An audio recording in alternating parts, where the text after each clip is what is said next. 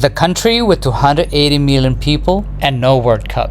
In 2025, Indonesia did something remarkable. The national team began competing with some of Asia's strongest sides. For the first time in decades, qualifying for the FIFA World Cup no longer felt impossible. Optimism was everywhere. But there was a catch. Many of Indonesia's most important players had not been developed in Indonesia. Some were born in the Netherlands, others came through European academies. Many had spent little or none of their footballing lives inside the Indonesian system, which raises a fascinating question. How can a country of more than 280 million people produce so few elite footballers that it needs to look overseas for talent? And why has one of the most football-obsessed nations on earth never become a football powerhouse? The answer reveals a lesson that goes far beyond football, because Indonesia's problem was never passion, it was something else entirely. Indonesia should be a football giant. At least, that's what common sense would suggest. With over 280 million people, Indonesia is the fourth most populous country on earth. Only India, China, and the United States have more people. Football is everywhere. Children play in crowded alleyways, on beaches, on dirt fields, on the roads, on any patch of land they can find. European football clubs have enormous followings. Liverpool, Manchester United, Arsenal, Barcelona, Real Madrid. The Indonesian national team regularly fills stadiums with tens of thousands of fans. Social media engagement often rivals countries with far greater football success. If football greatness was determined by population passion, Indonesia should already be among the world's elite. But it isn't, and it never has been, which is strange because countries with far fewer resources have achieved far more. Croatia has a population of less than 4 million people, yet they reach a World Cup final. Uruguay has roughly 3 million people, yet they have won multiple World Cups. Indonesia has more people than both countries combined dozens of times over. So, what happened?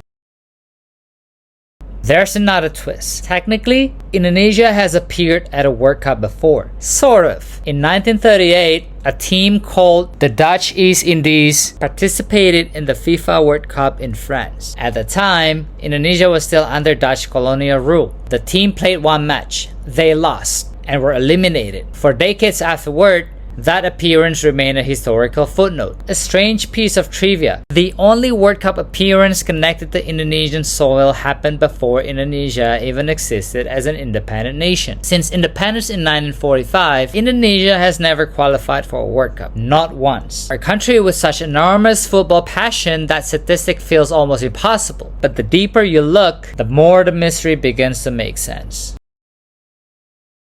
Most people think football success begins with talent. They're wrong. Talent is everywhere, especially in a country with hundreds of millions of people. The real challenge isn't finding talented children. The real challenge is turning those children into elite footballers. And that process begins long before the public ever hears their names. A future international player isn't created at 20 years old. They're developed at 8, 9, 10, sometimes even younger. This is where football powerhouses separate themselves from everyone else. Countries like Japan, Germany, Spain, and France don't rely on luck. They build systems that identify talent early, systems that train players consistently, systems that educate coaches, systems that create a clear pathway from youth football to the professional game. They don't discover elite players, they produce them, almost like factories.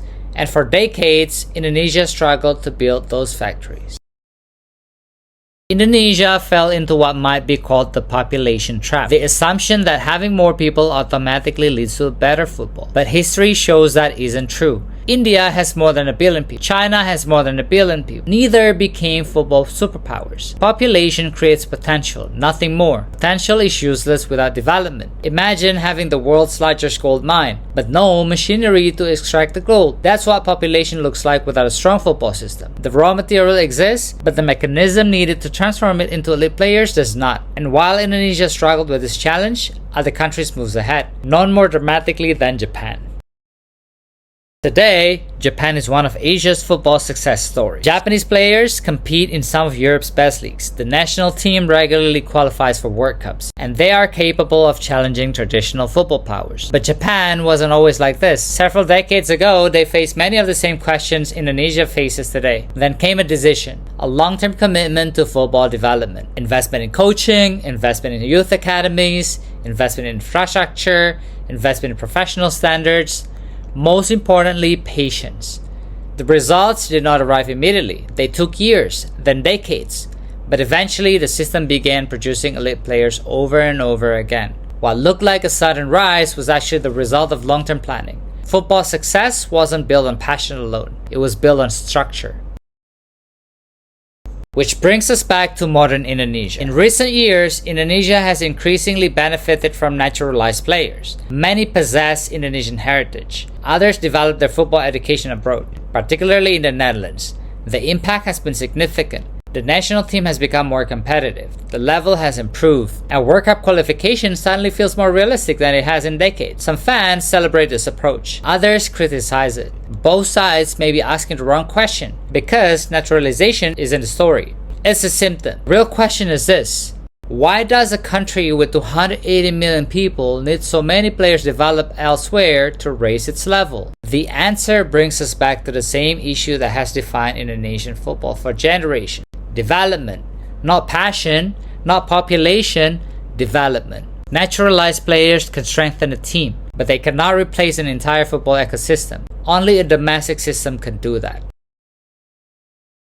And yet, despite everything, there's reason for optimism. Indonesia's football story is changing. Infrastructure is improving. Youth development is receiving greater attention. More Indonesian players are gaining international experience. Professional standards continue to evolve. Most importantly, there is growing recognition that football success cannot be achieved overnight. Not through one coach, not through one generation, not through one tournament. Every football powerhouse was built over decades, and Indonesia may finally be beginning that journey, which makes its story so fascinating, because Indonesia was never lacking in passion. In fact, passion may have been its greatest strength all along. The challenge was building the system capable of turning that passion into consistent success.